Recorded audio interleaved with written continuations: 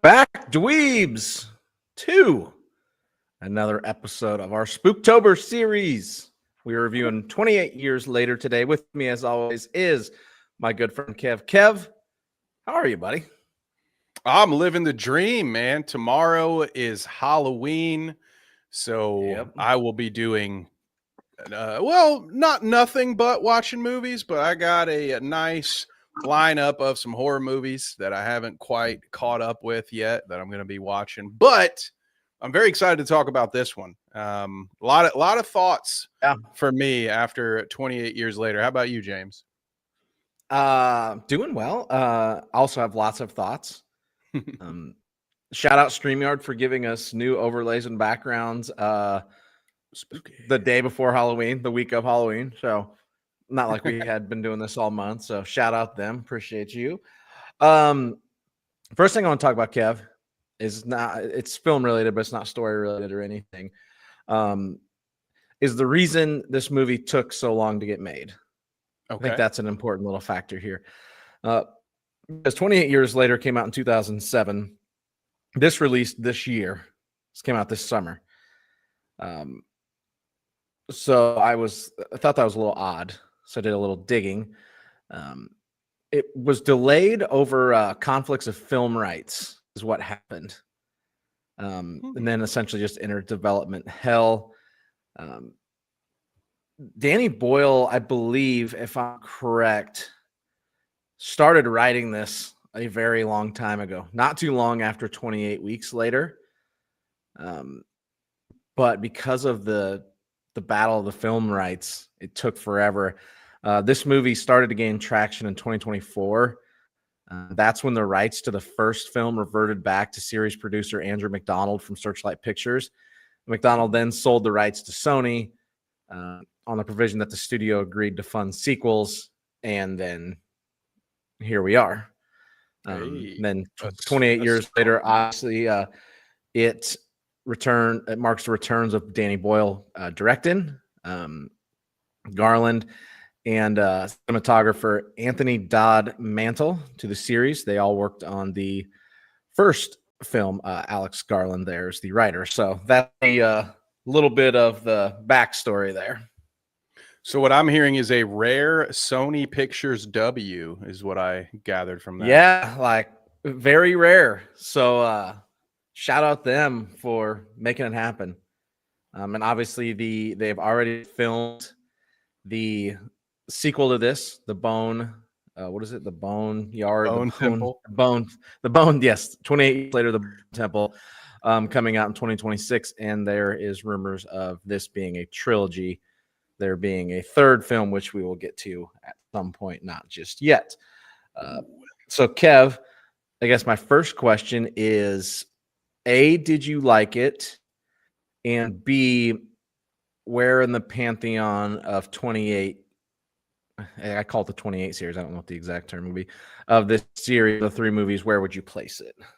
Ooh, good questions. I did enjoy this movie.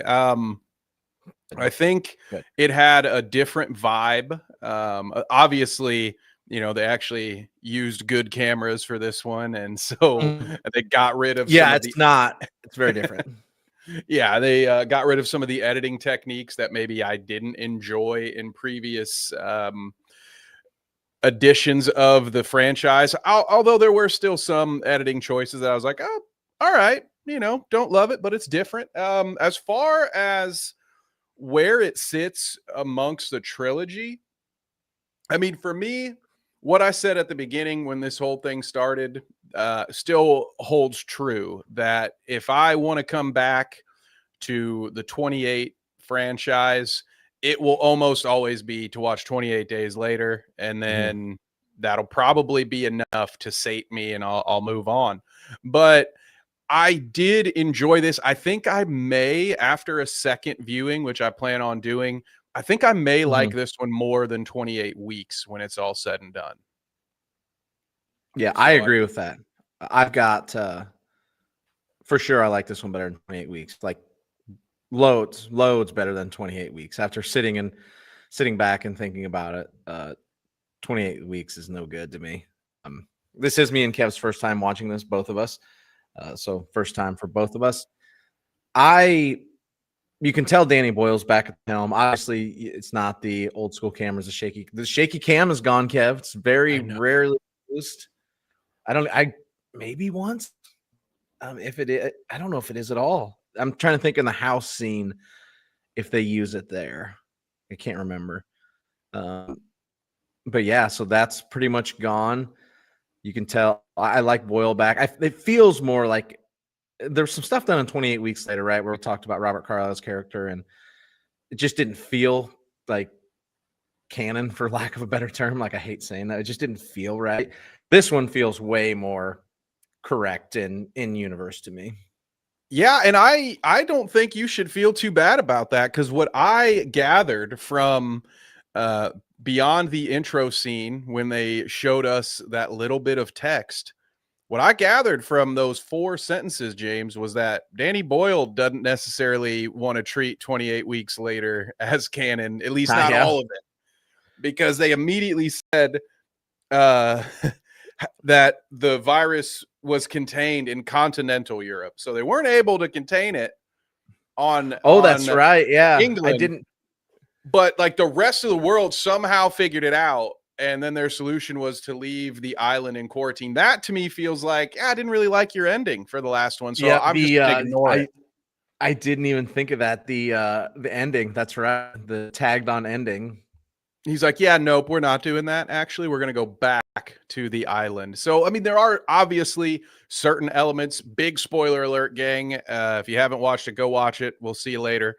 But starting with spoilers right away, I mean, clearly the alpha thing, it, to me at least, can tie right back to Dawn from 28 Weeks Later. So they didn't throw the whole thing out, but they certainly threw elements that they didn't like away, and almost immediately. So I do tend to agree with everything you said. This one feels more at home in the series, I guess, is a good way. This was like felt like putting on an old familiar pair of shoes. It was like, okay, yeah, this is that right feel. Here we are.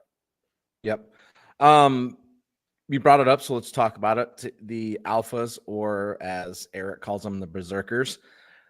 Your thoughts. So you talk about it being able to tie back to Dawn.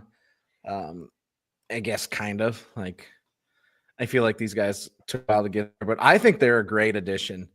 When the alpha is just standing, like when they accidentally run into him, when it's Aaron Taylor Johnson and Abby Williams running around and they run into him by accident, and the one is just standing on the hill and just they're waiting. I'm like, oh, that's not fun. And then chase down and he gets shot down right in front of the door.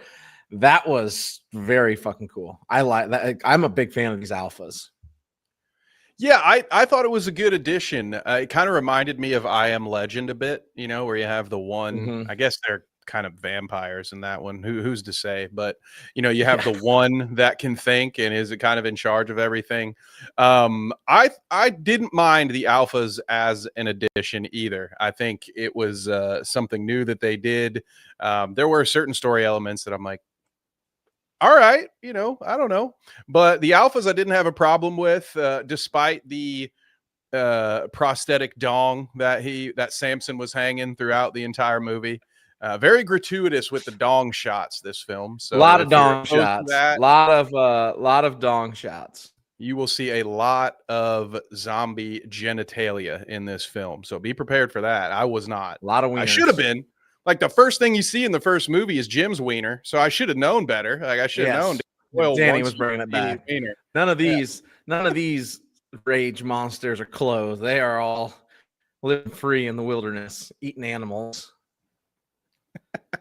And there was no attempt to like hide it in the frame. It was clearly a decision. They're like, no, I want you to see this. No, they're like, we're showing this. At first, I thought Samson was Jason Momoa when he was running down the train. I was like, is this fucking Jason Momoa? It got me in the train scene as well. I think there was one close up where I was like, okay, it's definitely not him. But at first I was like, holy shit, is this Aquaman? That's what I thought. That's exactly my. I was like, wait a second, is Aquaman turned into a rage monster? Is this where we've gone? What is up, Harles? Welcome to our Spooktober series. Yeah, 28 years later. So what did you think about the setup, right? Another staple of the 28 franchise is, at least for me, is like the memorable openings. Like, at least, you know, the second one, which as much of that movie is maybe forgettable, especially after watching the third one more recently, that opening will always stick out in my head. How did you feel about the way they opened this one? Did you think it was improvement? Yeah, it's not as good as 2. Yeah, 2 is so fucking good. I wish they should have made the whole movie like that. That's their problem with 2. That's the problem with 2 is it's like the Millennium Force, you know, like there's this huge peak at the very beginning, and then it's just it 2 starts off so fucking good. We've been down this road, need to keep going. I don't think it's as good as 2. Like, it's good. It's fucking creepy. You know, you get the dad's priest who's essentially treating it as his salvation, is accepting it, while this kid is watching his family. Okay, so the one thing that bothered me about it, how that motherfucker get off them stairs? Okay, he's in the house, right? They're telling him all the siren off, so that's kind of weird. Like, sounds like they're not sure what's going on. But so the zombies get in. He sneaks out of the room because he's at the door, runs to the towards the kitchen, or whatever. Mom slams the door, right? Glass door. Mm-hmm. She gets killed. He runs up the stairs. There's zombies upstairs. One, like, somebody gets thrown down the stairs, right? And then his mom gets thrown through the window and is yelling at him to run. And the bottom, he's turning into a zombie. And then all of a sudden, cut, he's outside running. He's running to the church. How'd this motherfucker get out? I need to know, because he's like Solid Snake out there just sneaking around. Somehow he got, I don't know how he did it, but he did it. The whole thing was weird. Yeah. And like, they start with the room full of children, and you're like, okay. Yes. And if it was any other series, I might think, oh, they're not going to kill all these kids. As soon as I saw that, I was like, wow, wild. They're going to just kill a room full of children in the first 5 minutes. Crazy movie. You're crazy for this. But then he runs across the street to his priest father. I think, like, he calls him dad, right? He calls him dad. Yeah, I take it that was his dad. That's how I understood that. And that guy was a real kook. I mean, he was fucked up. It sets up well. I honestly thought for a second, up until those final few minutes, I was like, are they really going to set this up and just never pay it off? Was Aaron Taylor Johnson the kid? Like, where is this kid at? You showed me that he was given this necklace. When am I going to see it? You know, Chekhov's cross. All right. I need to see that cross again. Otherwise, you're going to make me very upset. And then they brought it in. And I'll be honest, I know I'm jumping way to the end, but I was still upset when I did see it. I was like, what is this? This is weird. We'll backtrack. We'll backtrack to that. We'll come back to that. I do agree with that. Do you think the opening's good, not great? And it's tough because 2 was elite. So good, not great. The kids was kind of, it was just the kid scene was kind of threw me off a little bit. Like, they're watching when you turn it on and it starts with Tubbies. I was like, what the fuck? I thought I had the wrong show on. I had to double check. I thought I'd rented the wrong movie by accident. I thought dude, starting with months later or whatever that other show. Yeah, 28 months after. 28 months after. Yeah.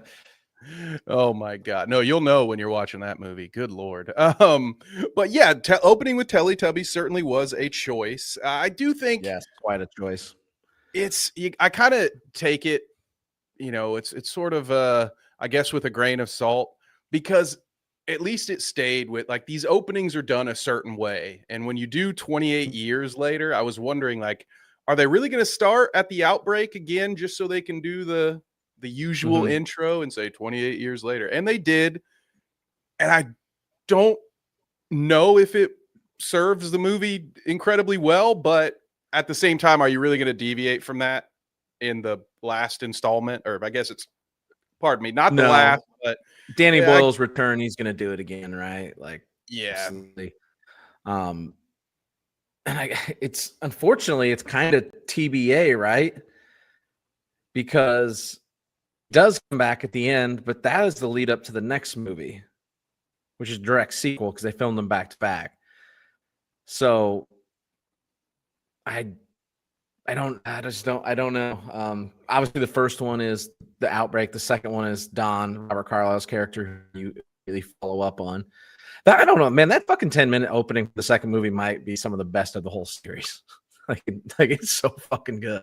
It's so wild for a movie that is just I don't really like the road for me. Yeah, like it might be the best first 10 minutes of any movie. You know, like it's one of my favorite. Did somebody else film? Like, is this a different director? Did somebody else film this? It's like that was the day Danny Boyle was on set. He's like, yeah, he was just gonna get this part right. Yeah, taking a lunch break from Sunshine, and he's like, "Hang on, we're gonna do this right." Yeah. But on top of that, so okay, we've got the intro that we expect, and then we wake up in the 28 years later. It's a big day for the 12-year-old. His dad is overbearing, like you got to be tough. Dad takes him out 2 years before he's even supposed to go on his first walk out there. And then we got basically the trailer played for us as they walk through. And that was another part, James, that I found really worked for the trailer when they're doing that chant and they're like 7, 7, 11. And I'm like, this makes no sense to me, but I'm sure it'll play off in the film at some point and it'll make sense. And I'll be like, oh, that was cool. No, that does not happen. Like they're on their walk and we hear those chants and they show us old footage from the medieval times. That's kind of people learning how to be an archer. What do you think of all the cut-ins and the radios and stuff? I think of that. It's hard to think anything about it because I don't know why it was there other than, again, that's awesome for a trailer. It was like they set it up and I don't know that they paid it off. Maybe it's going to come back in the Bone Temple, which I'm sorry. I'm going to chuckle every time I say Bone Temple. So just get used to that now. The old Bone Temple, Samson's Bone Temple. I thought it was odd. Like, didn't understand the cutaways to this medieval, like irrelevant shit. Like you're talking, they were cutting away to fucking bow and arrows, shooting at fucking cavalry coming at them, some Age of Empires shit. It was weird. It was I don't like that, and I agree with you. Like, I don't know what payoff ever was. There wasn't one. I mean, I thought there would be some. I don't even know how you could tie that back other than Eric being like, "Well, I'm a Viking." Yeah, or maybe Dr. Kelson, right? Wasn't he? He served in the army with the old dude because that's how Spike finds out about him. Is his uncle or grandpa or whoever was watching his mom talks about Dr. Kelson being his grandpa. And it sounded like he was like a military doctor. If I was picking up on those clues correctly, but that would kind of explain the connection to the military. There's some military stuff there, right? But it does not connect to the fucking bow and arrow and all that crazy, like the old school shit, right? Like I there was there with the radios. Like, remember how they kept playing like radio footage, or like you kept hearing it. I don't. It was weird. That I was not a fan of. And it was interspliced with what I imagine was footage from the second movie when you have Doyle looking down his sights. There are some, I think. A couple of instances of that, which also confused me early on, because at this point we haven't heard about the alphas yet. So within 5 minutes, you retcon the ending of the last film. So that tells me, okay, cool, we're not 28 weeks, maybe not really a part of this. And then 3 minutes later, you show me footage from 28 weeks later. And I'm just I take it as the and is not like that's how I look at it. Yeah, that they just that was an alternate ending. That's probably the good way to look at it. The ending does not count. To the setting of this, I do like how they set up this little island that they're on that you can only get to on high and low tide, and they've just survived out there. Like I like the setting they set up here. It would make some sense on why they're somehow still fucking alive out there. Yeah, setting incredible. The scenery and the way they chose to film it, immaculate most of the time. Even at the end, they start to do that again. Things really slow down pacing wise, which honestly I thought fit this film. And so there are moments where they're just walking around and everything is beautiful. Like they really utilize the fact that they weren't shooting this thing on a handy cam. They're like, all right, listen, we're in a beautiful country with some incredible stuff, and the way they frame it, like there's one shot and nothing happens, but this one frame is burned into my head right now. And all it was two hills with one tree in the center, you know, where they converged out, and it was just beautiful. There's nothing else there, but it just looked so good. So I loved the setting. The setup wasn't as great because and this is another one that I pointed out because I notice it, but I'll give it a pass considering. But when they're walking down the causeway and then Dad's like, all right, run through it for me, so that way the audience knows what we're doing, and then he like quizzes Spike on, okay, when can we walk down the causeway? Only when the tide is low. Like, bro, you would have gone over this before you were out in the wilderness. But again, not everything can be perfect, so it's I'll let it pass. All right, I'll allow it. But I didn't think it was the best setup. Yeah, it is a little. It's just a little. What I don't go about with this, ritualistic, like, oh, you turn X years old, you have to go on a hunt, you know, type deal. And he's, like you said, they going down the causeway, they like they do that, and it's like not great, but then they get out in the fucking forest, and you can see they use the budget, the full effect of the budget once they get out there. Yeah. And outside of them explaining everything for those few minutes, the other parts of the setup I liked. Like there was a lot of intrigue. They wake up, Dad's there, Mom is going crazy, and you're not really sure why, but you know, and then he's got to go out, like you said, on this ritual. So you're like, okay. I honestly, at first, I thought he was going out to hunt deer or something, because that would make a lot of sense in the world that they've set I did up. too. I didn't realize they were going to go out and hunt actual zombies. And he even says when they get to like some chopped down wood, and he's like, this is where we get our fuel. You'll be working out here someday. And I'm like, oh, okay, cool.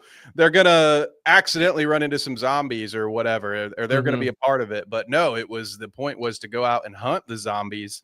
And I did really enjoy the way they kind of unspooled Dad not being the most trustworthy guy. Because early on, he seems like, you know, he's a bit tough. These are tough times. All right. You gotta, you know, your kid's gonna be out protect him a little amongst bit. the zombies. You gotta protect him. But like the kid screws almost everything up, and you know, he gives him a good pep talk about, you know, I've seen grown men be too scared to draw their bow and stuff like that. Like it's like, okay, awesome. I thoroughly enjoy Aaron Taylor Johnson's work. He's gonna be a good dad in this movie. I love it. That's great. He's gonna be our main character, right? Can't wait for this. And then you slowly start to be like, yeah, he's kind of a shithead, dude, a little bit. Yep.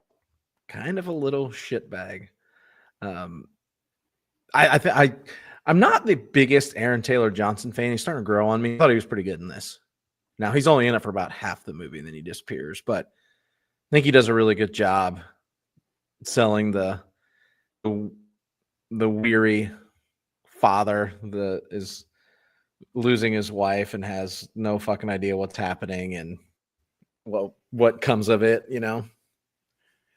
Yeah, it makes me wonder, and with the end, it makes me wonder if maybe he did know, because mom knew what was going Oh, on with you're probably her. right. Actually, you're probably right, She, and they just didn't. and that might, if we end up finding out, like this is a movie that I can't wait to revisit after the sequels come out, because so much of it clearly is part of the bigger story, and it's being set up Yeah, for Bone Temple. Like I guarantee that dad goes out looking for Spike in the next movie. Like he's going to absolutely be a right. main Got character to. in this. He's going to get his redemption somehow, probably sacrificing himself to save Spike, something like that. But what if we find out that mom knew she was dying of cancer, and therefore, I mean, the one thing though is that dad cheats on mom. So I can't remember his name, but uh Aaron Taylor Johnson He cheats on Jamie. Jamie Isla. is his Jamie, name. thank you. Jamie cheats on Isla with a married woman. So either way, he's kind Yeah, of a gross. dirtbag. The school Uh, teacher, fucking so yeah. bad. Awful Bad. he yeah, so I don't know, man. It was an intriguing character. So I like the way it was dealt with, and the way Spike becomes untrusting of him and then goes on the journey with his mom. But that journey was real dumb. Like he's very lucky that mom Yeah. was having an episode. If she hadn't been having an episode, that never would have happened.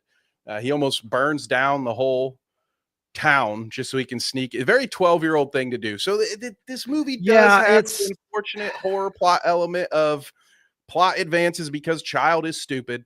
It does have that and at that we least had, and once. then we just that was one of my gripes too. Is like we had that in 28 days or weeks too, right? Like kids are stupid. Guess what? Here we are. Here's the movie. It's the same thing. Like he lights their whole fucking there's like storage on fire. All their extra shit. He lights it on fire. It's like what? Like what the fuck are we doing here? Like didn't we just do this? And he's able to sneak mom out, and then they get into Yeah. all of it. But I mean, in the wilderness, a lot of that stuff is great. I thought so the Yeah. audio mixing was incredible. Like there's little things about this movie Mhm. that I love so much. Like when they're on the first hunt, the sound effects used when the zombie is just eating worms out of the ground. It was so over the top. I loved it and hated it at the same time. So it was like, So that's gross, dude. That's sickening. Get that out of my ears. But also, such good work. I thank you. Like yeah, I yeah. can imagine The worms. I forgot about the the sound fucking effects team worms. just fist pumping. Like they probably did like a jumping high five when that came. They're like, that sounds Yeah. so good, dude. So disgusting. Um, Speaking of, we get so we've talked about the alphas already, which I'm sure we'll get back to.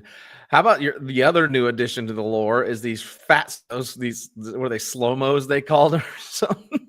Yeah. How, dude, it's been 28 years without I mean, not no source of food.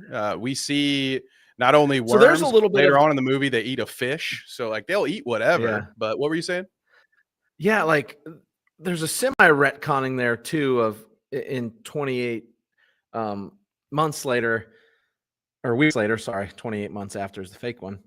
Of like they all died off after 6 months, right? Because they didn't have any food. Well, that is kind of, it's not proof like retconned here because there's not 1,000 of them, but there's plenty of them still alive, like you said, that are now the fat ones are eating off worms. There's crawling around and eating worms.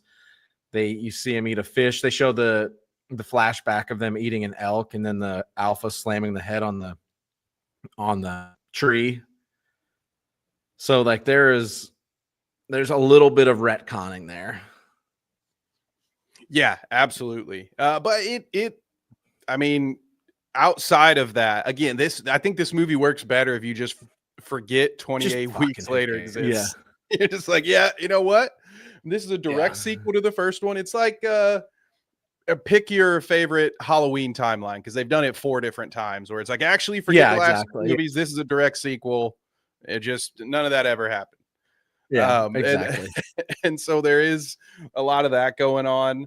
We talked about the audio, and then you've mentioned the shaky cam. So I wanted to ask you what I noticed, like in place of the shaky cam, they did this edit specifically with the bow and arrow shots where, at least to me, it looked like what they did was freeze the frame for like 1 second.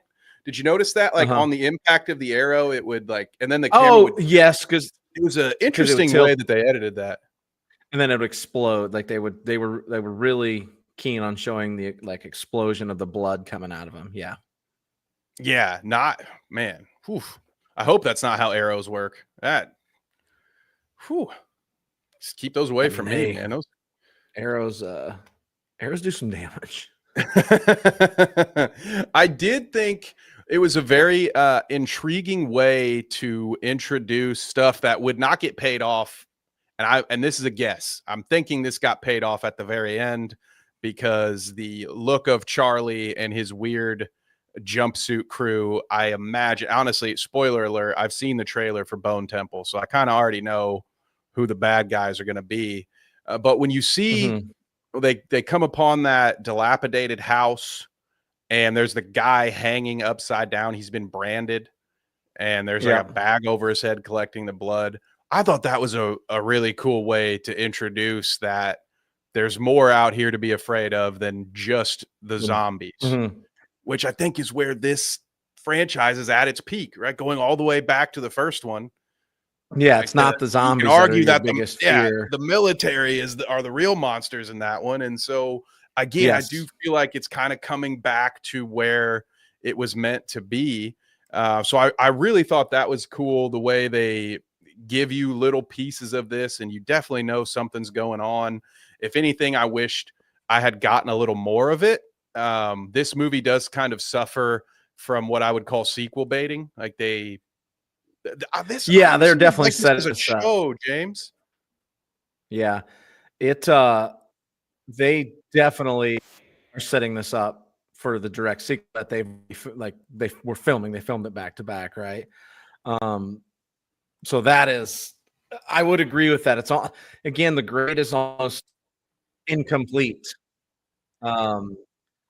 because of that, is unfortunate. They really just, the sequel's there, and they are, instead of keeping this, it's a one-off like the other two movies. It is, it's very pushed. Like the sequel's coming, even the ending, getting the payoffs. Like you've seen, I haven't seen that trailer yet. I haven't watched it yet. Like it's all there, like setting it up, which is unfortunate. I really would have liked it to be a little bit more cohesive and just finish, but we'll see. We're not going to have to wait long. We're not waiting 20 years for the next one. It's January. Yeah, it's not like when Across the Spider-Verse or whatever did that to me. I'm still waiting. It's been years, man. It's been years. It left on an absolute cliffhanger, dude. I love to hate that movie. It's a good movie. Last 20 minutes suck because it doesn't solve anything, man. I'm still waiting. Yeah. Damn it. At least this one. Like you said, we got 1 year, and I will, to its credit, I really want to watch Bone Temple. Like this movie left an impression on me to where I do want to revisit this world. I want to see what happens to the rest of these characters. So I did think that was a bonus to it. Like it's a much smaller scale. You're spending most of your time with 2 to 3 characters max. And that's a great way to get us actually attached to these characters when something happens. And so to their credit there, they've at least built up characters that I do want to see what happens to all of them. Unfortunately, we're just not going to see, we don't know any of it. Everybody ends on a cliffhanger, basically. Yeah. We don't know anything. We really don't. How did you think Mom isn't out, like she's got cancer, so it makes sense why she's losing her mind, because she's got brain cancer. What did you think of her whole story, and how she's acted and it's all played out? I thought it was overall, I liked it. I mean, especially the ending. I thought the ending for her story was very impactful. the idea that she had to sort of tell Spike, that line where she says, "He can't make me better, but he can help me." And it's like, oh shit, okay, that mom just wants this to end and end peacefully. I thought that was an incredible scene. It's very sad, don't get me wrong, but I thought that it played well because the movie starts with him having to learn how to kill zombies, and his dad is making him shoot the one zombie that's hung up from the ceiling, and basically just telling him like it gets easier with time. And then you hear that Dr. Kelson is some psycho weirdo, and that's why we can't go down there. And it turns out that he is a little weird, but it's more that he just appreciates both forms of life, and he's just trying to not kill zombies, and he's just making some kind of weird temple of all the dead, whether they're rage monsters or normal. And then so for him to kind of have to come to terms with both sides of that death spectrum kind of, and to have the doctor give him the whole memento mori and then memento moris speech, like, I don't know, it worked with me. James, how did you feel about it? I was just reading Harles's comment. Ignoring the we'll come back. We're gonna come back to that comment. Yeah. That's a great comment. Ignoring how they got her out there, I think it's really good. And I agree with you that the scene at the Bone Temple, where you start to realize what is happening and how they drug the kid so that it can happen. Yes, thank you, Harles. I think it's really well done. And then just the reality that it's just normal life is good. Cancer got her. It's nothing. It's not the rage virus. It's not any. It's cancer. Now, I will say I was a little confused. So I thought she was going to turn at some point, because remember when he takes the piece of bacon upstairs and like leaves it wrapped up? They show it later, and the bacon is gone. It was kind of a weird shot, but that whole rag is like covered in blood. So what they actually meant was like she had cancer. She was coughing up blood. So what I took it as, I'm like, oh fuck, like did she die? And the rage, she's got the rage virus and she's to kill everybody. That's not what happened, but it was kind of a little misleading, confusing little bit.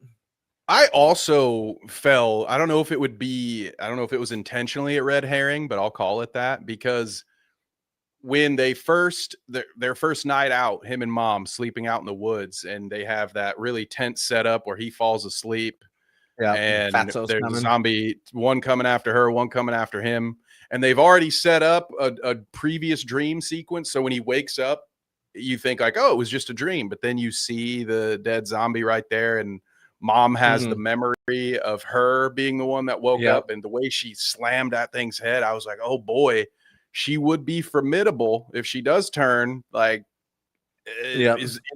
because that's where I thought they were going, which I thought was a good misdirect. Like, again, you have dad telling him how important it is. You have to survive. I thought he was going to have to turn his bow against his mom. Like, I thought that's where it was going at that point in the story. I'm very happy that is not where it went. I think I like what they did with it better, but it was a different scene that got me, James, but I thought they were going that way for a while too. He had the zombie slurping the noodles. AKA the shoelace. Oh, the shoelace. That was pretty funny. Speaking of zombies, these guys, this franchise, the one thing outside of those opening scenes, and to call back to the opening scene from 28 Weeks, these guys have zombie chase scenes down. Yeah. To an art, to a science, both, a little bit of both. So good the way they have those guys just coming up over the hill, stuff like that. Whether it's a tight hallway or nothing but green grass, it works every time they do it for me personally. So good. Whether they're running through the trees, or it's like you said, it's an art. We just got to put this up on stage and do this. Seriously, just picture a rusted out burgundy 1978 Dodge Tradesman, thunderbolts cracking through the tasteful skeleton art with the bold lettering, the Bone Temple. It sounds like what was it, Dust Till Dawn? That one of my favorite Robert Rodriguez, Quentin Tarantino movies. Like, it sounds like the place where the vampire strippers would be. They're working at the Bone Temple, or like that one of the truckers would pull up like this. Yeah, the name is not the name is not great. I don't like the name. Like I don't the name. Period. I love it, but for the same reasons that you hate it, I think. Yes, correct. Yes. We talked about said Bone Temple. Ralph Fiennes, aka Lord Voldemort, The Red Dragon. The Red Dragon. He's awesome. He's just fucking doing his thing. And he's got to figure it out. He's just walking around with fucking darts that numb him. He's fucking got penicillin or some shit on him so that they don't fucking come after him. Like he's the real fucking. He's got to figure it out. Except he about loses his fucking brain to Samson. That was real dumb. Probably that was the other live. Dumb moment, and I'm glad you brought it up. This is on my notes as well. Why does he let Samson live?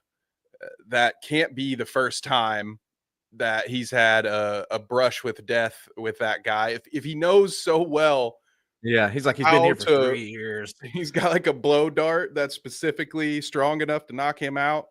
I can understand doing more of like a live and let live. You know, I'm not out here hunting the zombies. They stay away from me and I'll stay away from them. But that dude, like, he was clearly a threat in that moment. And multiple times he lets this dude live and then it comes back almost to bite him. And so I can only imagine that even right after Samson showed no issue with trying to kill him, that he probably let him live again. And we're going to see Samson again in the next film too. Probably. Which is really my only knock on Dr. Kelson. I loved that Fiennes got to play a good guy and was really good at it. Because like you always see him, he's the creepy villain. And I think the way they set it up, it's sort of our knowledge of that actor allows it to also be a bit of a red herring or a misdirect. Because you're like, okay, the people are telling you he's creepy. The actor that you've cast is almost always some weirdo creep. Yeah. And, you know, from all the trailer images, he looks like he's covered in blood. You know, you don't realize it's iodine until he tells you. And it's just yes, like, oh, all nice. All trailers would be like, this is blood. Yeah. So yeah, he's not. He's a little fucking kooky. It's more just he's got a religious aspect to it all, and he respects both sides, and he's just kind of living out there.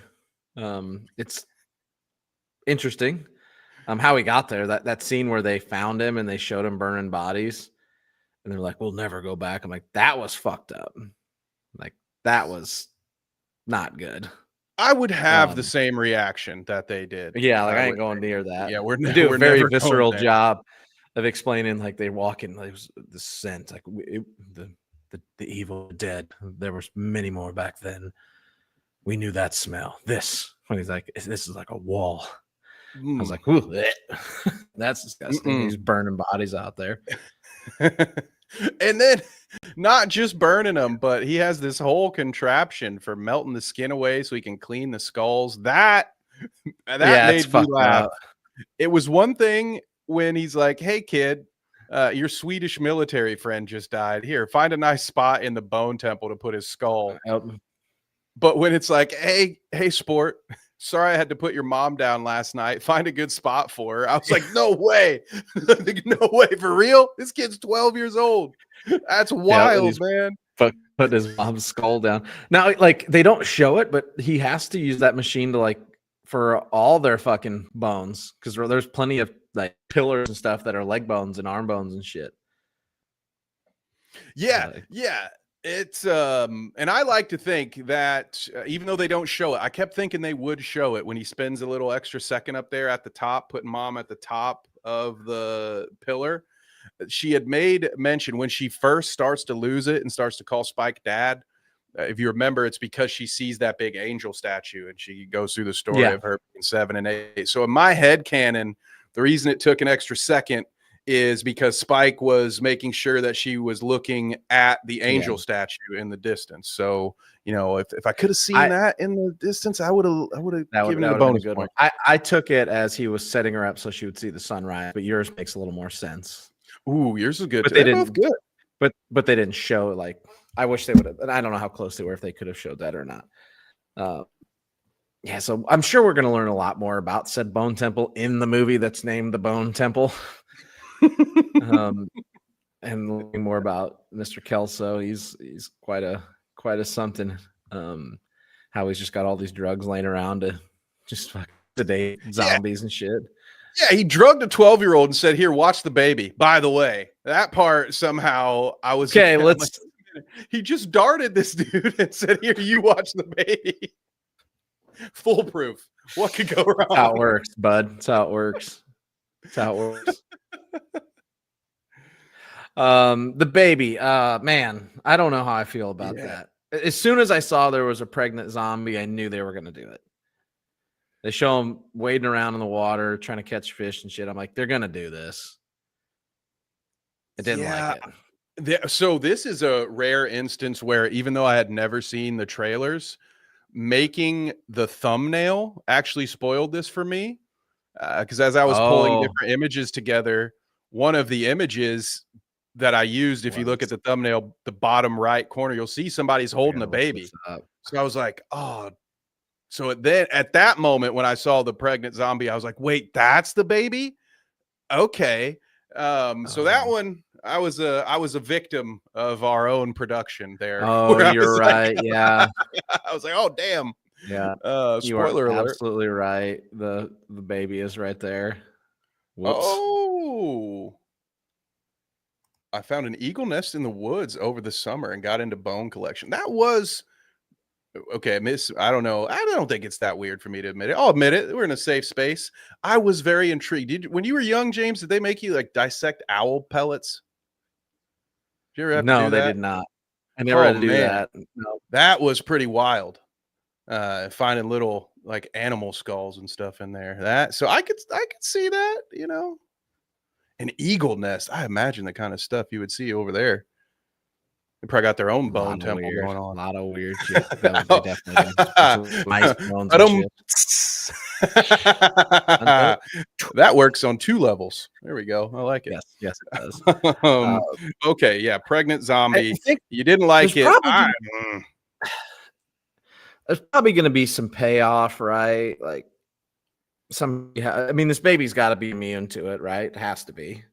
It's the new man, right? She's gonna be. It's the evolution of man. I love how it was explained too. Dr. Kelson just smiles and he's like, "The magic of the placenta." I'm like, yeah. All right, well, we're good here. Nothing to see here. Okay, that works for me. It was like, okay, he just said that. Yep, he just casually went off to that one. Okay, well, he's a doctor, so I believe it. I fully expected them to. So you've got fake Jason Momoa down the hall, like the train.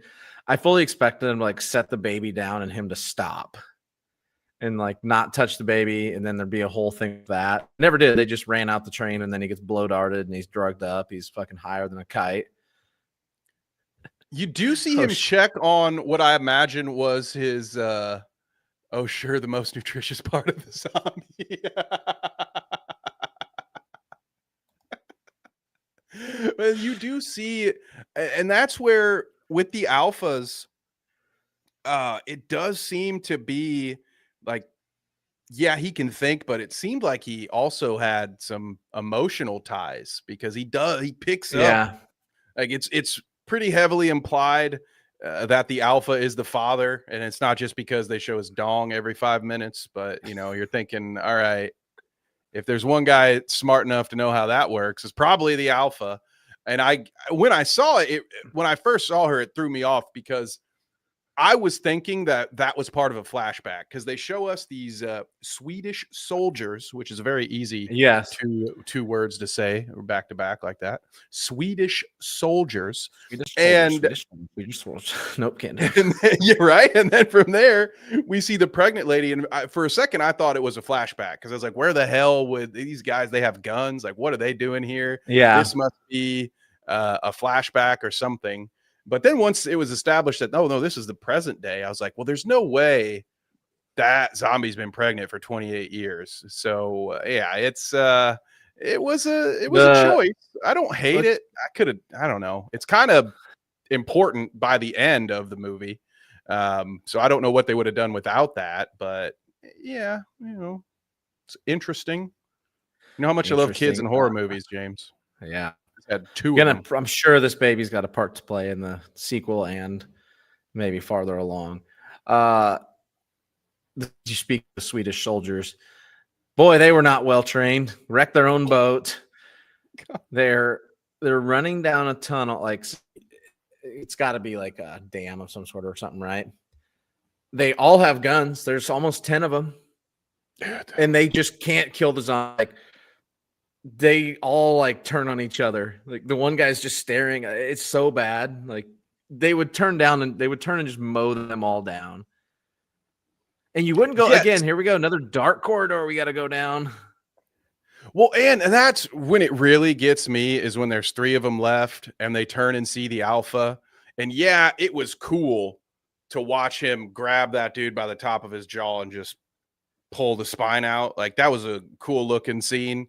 But the other 2 have machine guns. Yeah. And it had already been established that the alphas will die to 12 arrows. 12 arrows is what Dad said. What we saw was 4 or 5 arrows and a spear that was on fire. So it's like, all right, well, if 6 pieces of wood can do it, imagine how many bullets out of an M4 or whatever. Yeah. And then we see Eric unload a clip into the pregnant zombie lady. Like, he clearly has a itchy trigger finger. Right after he complained about wasting his bullets, he puts half a clip into a lady. And I am here for Eric. I was here for him. I'm about it. Just some horrible soldier, young, dumb kid. He's just going on the tangent. Like, the conversation between him and Spike is great, because Spike, like, so we've pretty much put together that the world kept going on. It is what it is now, right? He's got a cell phone, like internet, etc. And Spike's just like, "Fuck, are you talking about? Like, what are you speaking of?" And when Spike makes fun of his girlfriend's lips, peak. That's the best part of the movie. Poop my pants. Oh my God. So if there's anyone here with us who didn't watch it and is just along for the ride, there is a scene where, luckily for Eric, his phone's at 1%. So what does he do? It's about to die. It's about to be stuck there forever. No phone. Yeah.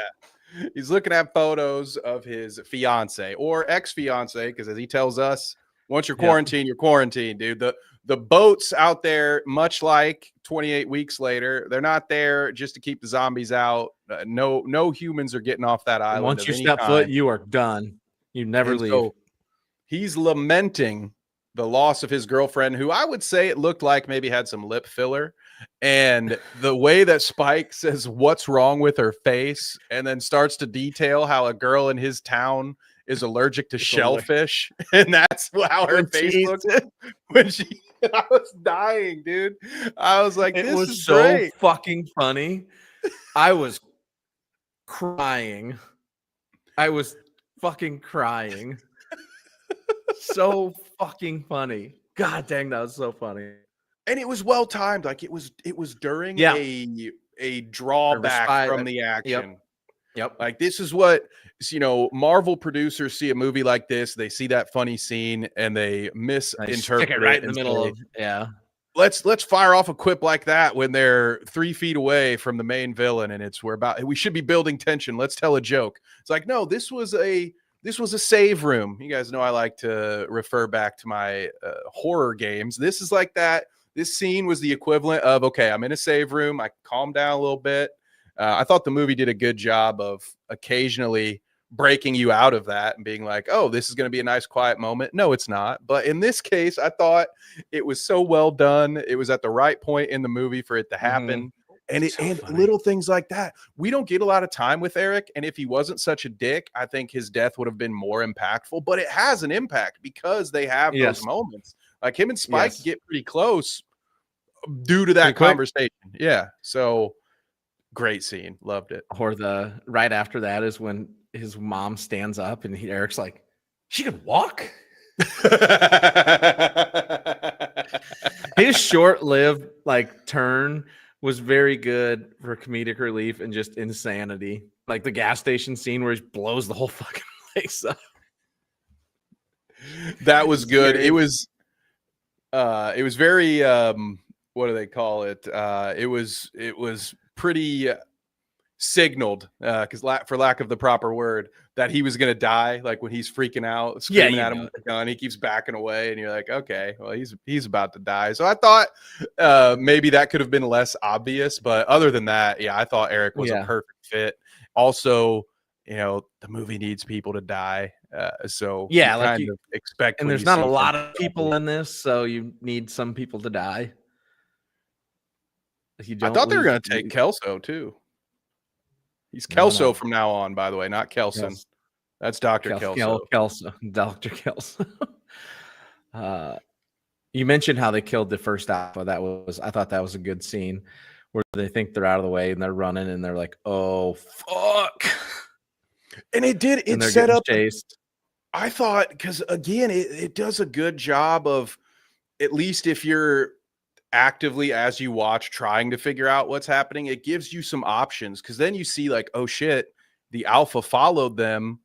Is he going to be smart enough to know, like, that's how we get there now? I thought that's where they were going with it.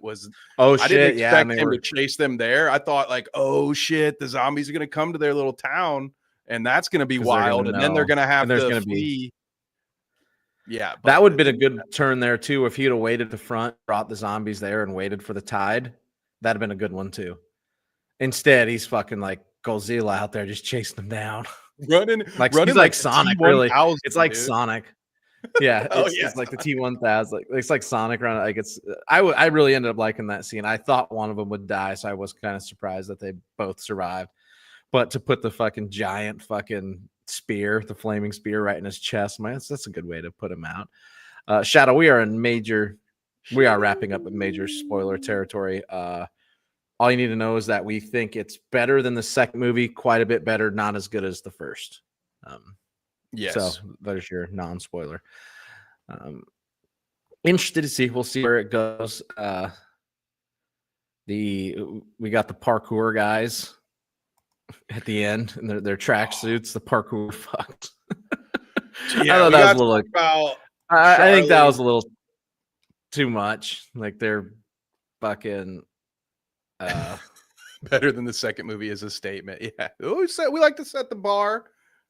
Yep, at an attainable level. Okay, quite a bit. I would say it's quite a bit better than the second movie. In the pantheon, it's closer to 1 than it is 2. Agreed. Yeah, and just those last 10 minutes when you meet Charlie in the tracksuit factory. What the hell was that, dude? Yeah, that was, and they're all like parkour dudes. Like it's, and they're doing shit. I'm like, is this even real? That was bad. I didn't like that at all. And they're playing the Teletubby music too. Which whatever. It was weird. Yeah, it was kooky, but it's like, you've already got the guy wearing the upside down cross. I already know who he is, because again, you spent the first 10 minutes kind of focusing on that. You could have literally ended that with him being like, "You need our help," and he says yes, and they all jump down and just end the movie. Just cut right there. Would have been a better way to do that. I think so. Yes, they didn't need that. It was almost like they felt like things had slowed down too much, and they wanted to have an action sequence rather than because none of it was scary. Like, it was just these guys are like ninjas and they're doing a bunch of crazy shit. Yeah, that was fucking odd. He was so clearly, sorry, Shadow, big spoiler here, but that guy is so obviously evil that I don't understand how. Like, luckily, again, in the trailer, like they tell you in the elevator pitch that Spike's time with Charlie isn't going so well, and the trailer also kind of shows you that shit's weird. But it's just, I think I would have preferred it if it actually seemed like Charlie was a good guy, and then you could wait until the next movie to reveal that he's an asshole, instead of making it so obvious that this dude's a creep and he's going to be the villain in the next movie. I thought it was a little too telegraphed. All good. I don't mind spoilers. Yeah, good. Yeah, it was very too much on the head. And I didn't like the ending at all, which is not well considering that's absolutely the next movie. It's part of it. Just it's the crazy, the bouncing around like they were ninjas drove me up a fucking wall. I was like, what the fuck? It was at such a good spot, right? You think he's going home. He drops the baby off, leaves a note for dad. Jamie runs out into the sea. So, which again was set up. when the old lady is giving Spike his last rites before he goes out on the ritual, she says, well, the rules are you can go out, but nobody goes after you if you don't come back. And so as soon as I heard that, I thought it was going to be this movie. I was like, okay, so this movie is going to be about him going out when he's not supposed to, and then dad's got to find him and they'll be separated. But instead, yeah, it was kind of like this. Yeah, they subverted a little bit there because that's what I expected. I expected dad to die. I guess he couldn't have dad died because then who would go after him? So nobody else. Yeah, like I figured something was going to happen there. I agree with you. And I think, and it is, to be fair, that is what's going to happen just in the next movie. But like, so I liked that setup, and I agree with you, James. I hadn't thought of it until you said it. I think if they just stop when Charlie gets there and says, do you mind if we help? And then maybe, since this movie likes to do a post-credit sort of bumper, you could have had them maybe jump down and start to see. It in a little need bit, all the flips and all that extra stuff. Yeah, it the could have flips, just been the like, bouncing off the walls. Like I'm just like, ugh. It was so cartoony. Yes, a lot of I agree. Stuff was over the top, but that was a little too much for me. That was very cartoony. I did not like it, which does not bode well for my thoughts on the next one already. Like if they're going to be characters next one. Yeah, they're going to be main characters in the next one, I think. They're going to be bouncing around. From what I can tell, it's going to be about trying to escape their situation. And there'll probably be at least one or two people who are starting to see the error of the community's ways. So Spike will have an ally or two, but it sounds like that's a real bad place to be. I'm going to guess that that's the place where they do the branding of humans and leave them out as zombie food, because that's something that never got paid off. We never got to see who was doing that. And so far, there's only one suspect.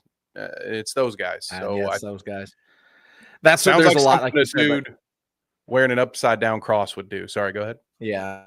But you got that's again, it goes back to there's a lot of loose ends for a series that is both the first two movies were just wrapped up stories. And they're like you said, they're definitely pushing for the sequel. So it's a little bit annoying when knowing the series, like normal movies, it's normal, but like in other movies, it's normal. It's so again, it's fine. It's just it's open-ended and not thrilling, but nice. All right, just nice. It's like watching an Olympic gymnast do an incredible routine and then like their knee bends when they land and they didn't stick the landing. Exactly. Yes. Like, not a perfect score. They're right there. You're so close, man. But for my money, James, I am excited about the next one because there was enough that I liked to outweigh the not great ending. But what about you? Are you going to be excited about this next year? Yeah, I'm in. We're going to watch. I'm probably going to check it out in theaters and then we can review it right away. I'm in. Yeah. I liked a lot of it. I like Spike. I think there's going to be Aaron Johnson survived the whole movie. Didn't see that coming. So there's that. So he'll be in the next one. You'll have this fucking Charlie in the fucking acrobatic. Or maybe I think his name is Jimmy. I don't know why I called him Charlie, but I'm going with Charlie. Charlie and the fucking acrobatic dancers is fine with me. Yeah, I'm in for sure on the next one. Yeah, it's Jimmy Crystal is the Jimmy Crystal meth. Yep. Yes. Sounds about right. Jimmy Crystal. If that even the name screams, I'm going to be the bad guy in the next movie. Yeah, exactly. So yeah, I'm here for it. I'm gonna have to watch the trailer, and I forgot there was one, so I'll have to watch this after this. So shout out everybody. Thank you guys for joining us. Harles, Shadow, appreciate you. All right. This has been our Spooktober series. We are going to continue with these type of reviews. I think we've got Sinners and Weapons lined up in the future. Outside of here, Kev, where can they find you at? Well, you can come back to this channel very soon because the trailer for Scream 7 has just come out. So I know there's also this Stranger Things trailer. So James and I are going to be doing some more preview reviews. You might see some from me solo. We're definitely going to do Stranger Things. I can't remember if you're a Scream guy or not. You guys know that I am. I think my first ever preview review was actually a Scream movie because of how ridiculously bad that trailer was. And I have been warned, James, that the Scream 7 trailer commits a lot of those original sins that got this whole series started in the first place. So I can't not do it. I will certainly a combination of us will be talking about the Scream 7 trailer that came out today. And then obviously we're going to be doing some Stranger Things when that comes out. So make sure you got those noties on. Other than that, be on the lookout for another project. I actually just got put into a small bit in a local low budget horror movie. So I'm very excited to be a part of that independent film. I'll keep you guys in the loop as that gets updated. And then of course, Carnage Media, go give me a thumbs up over there. Always. Help me on the sports ball front. The old sports ball. Check us out next week on the Weekly Dweeb. We will have a Stranger Things PR for the new trailer. We're gonna have some Star Wars news and the hunt for Ben Solo news.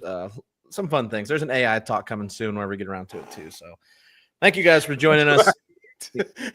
There's a lot of AI stuff we've been collecting. We have an anthology of everyone's take on AI. Yes. So get ready for that hour-long episode. Anthology is correct. Appreciate you guys. We'll see you next time. That's right.